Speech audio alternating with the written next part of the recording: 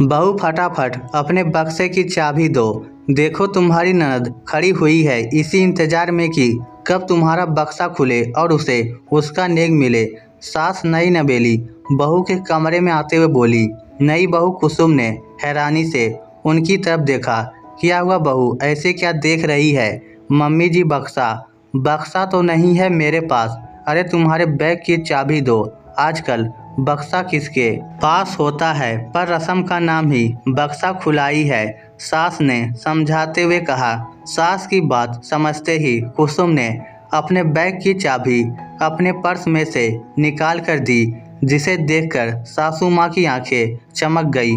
फर्श से चाबी लेते हुए उसे अपनी बेटी को देकर बोली, लो फटाफट से बक्सा खोलो और अपनी पसंद की साड़ी निकाल लो। चाबी लेकर ननद फटाफट बक्सा खोलने लगी। बक्सा खोलते ही सबसे ऊपर साड़ी रखी हुई थी, जिस पर उसका नाम लिखा हुआ था। ये देखकर ननद ने वह साड़ी एक तरफ हटा दी और कुसुम की साड़ियों में से अपनी पसंद की साड़ियाँ निकालने लगी। ये देखकर कुसुम ने धीरे से कहा, दीदी आपके नेक की साड़ी तो ऊपर ही रखी हुई थी। वह साड़ी आपके लिए ही खरीद कर लाई थी, उस पर आपका नाम भी लिखा हुआ था। मुझे वह साड़ी पसंद नहीं। कहते हुए ननद ने उसकी बात को इग्नोर कर दिया और बैग में से अपनी पसंद की 2 साड़ियाँ निकाल ली। ये देखकर कुसुम हैरान रह गई। ये साड़ियाँ तो मम्मी उसके लिए खासकर अपने मायके बनारस से बनवा कर लाई थी और महंगी भी बहुत थी। कुसुम ने फिर कहा, मम्मी जी ये साड़ियाँ तो मम्मी मेरे लिए बनारस से बनवा कर लाई थी। हाँ तो अपनी मम्मी से कहकर और बनवा लेना। तुम्हारी मम्मी का मायका तो वहीं बनारस में है ना। लेकिन अभी तो मेरी बेटी को यही साड़ियाँ पसंद है और फिर नेक में उसकी पसंद की साड़ी ना मिले तो फिर काहे का नेक। नंदे हमेशा मायके से खुश होकर जानी चाहिए, तभी तो घर में बरकत रहेगी। कहकर सासू माँ कमरे से अपनी बेटी को लेकर रवाना हो गई और साथ में वह दोनों साड़ियाँ भी। कुसुम हैरान होकर उन्हें जाते देखती रही। उसके मायके में तो ऐसा नहीं होता था। जब उसके बड़े भाई की शादी थी और भाभी घर आई थी तो मम्मी ने दीदी को जिस साड़ी पर उसका नाम लिखा था वही साड़ी लेने को कहा था। भाभी के किसी भी सामान को हाथ तक नहीं लगाने दिया था। और यहाँ तो पर कुसुम तो नई नई शादी होकर आई थी, इसलिए ज़्यादा कुछ कह नहीं पाई। पर उसे ये अंदाज़ा तो हो गया कि आगे भी उसके साथ ये सब होगा, क्योंकि जो माँ अपनी बेटी को रोकने की जगह खुद ही बढ़ावा दे रही है, वह तो आगे भी ऐसे ही करेगी।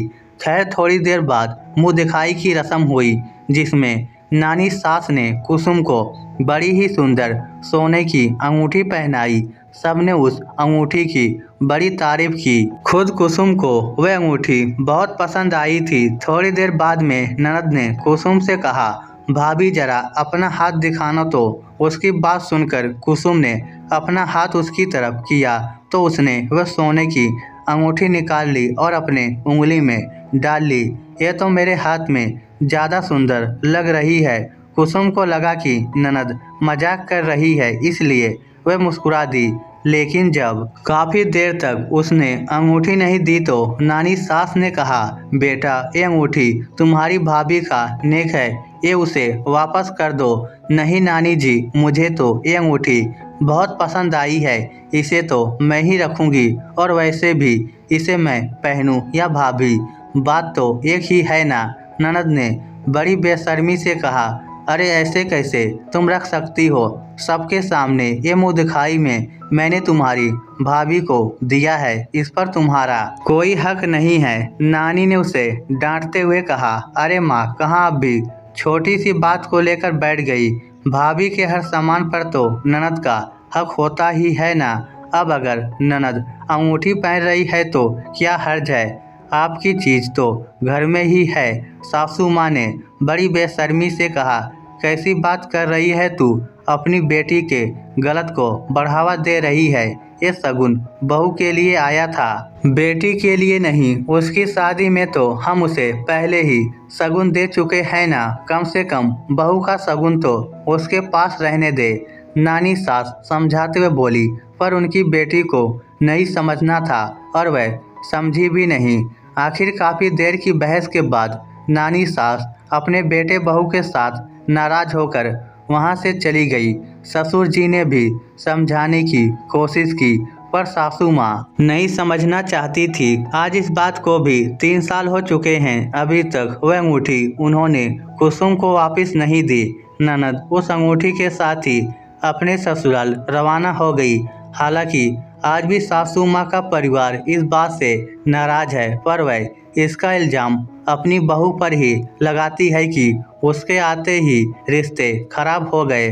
और इधर कुसुम भी अब बराबर जवाब देती है। अपने मायके से आई हुई चीज़ों को कभी भी ननद के सामने नहीं लाती। इधर सासू माँ सबको कहती फिरती है कि बहू तेज है, मेरी बेटी से अपनी चीज़ों को छुपाती है। लेकिन जो सच्चाई जानते हैं वह उनके मुंह पर कुछ नहीं कहते, पर पीठ पीछे उन पर हंसते हैं। इस स्टोरी को लेकर आपकी क्या राय है? नीचे कमेंट करके हमें ज़रूर बताइएगा। धन्यवाद।